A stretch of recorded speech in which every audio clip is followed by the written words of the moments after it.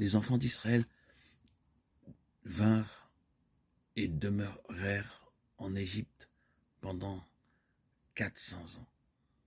Leur nombre s'accrut et Pharaon devint cruel à leur égard. Alors ils crièrent à Dieu pour leur délivrance. Dieu avait permis qu'ils soient en esclavage pendant toutes ces années. Mais à leur requête, Dieu leur envoya en Moïse un sauveur. Dieu permit qu'ils demeurent esclaves de Pharaon en Égypte pendant tout ce temps, afin qu'ils puissent apprendre combien cruel, méchant et dur était l'ennemi. Au début de leur séjour en Égypte, ils furent très heureux. Ils avaient tout en abondance, mais ils étaient éloignés de leur pays. Ils étaient dans le territoire de l'ennemi. Beaucoup de gens disent qu'il n'y a ni mort ni enfer. Ce sont des prédicateurs modernes qui servent le diable. Ils trouvent plaisir à le servir et se moquent du peuple de Dieu en le traitant de vieux jeu. Ils disent que Dieu a fait le monde pour leur joie et dans leur folie. Ils suivent le monde. Ils servent le diable, tombent dans les convoitises de la chair. Il y a aussi de nombreux chrétiens charnels qui vivent dans le péché et les ténèbres. Ils disent qu'ils sont nés de nouveau, mais ils sont esclaves de nombreux expédients mondains.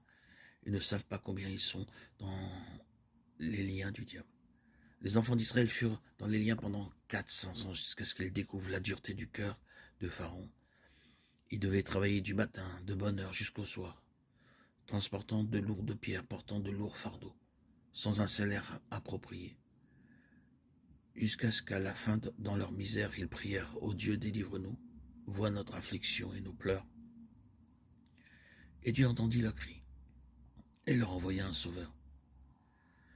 Mais avant qu'ils soient délivrés, Dieu envoya 10 plaies sur l'Égypte. Pourquoi? Afin que le peuple puisse se rendre compte de la nature trompeuse de l'ennemi.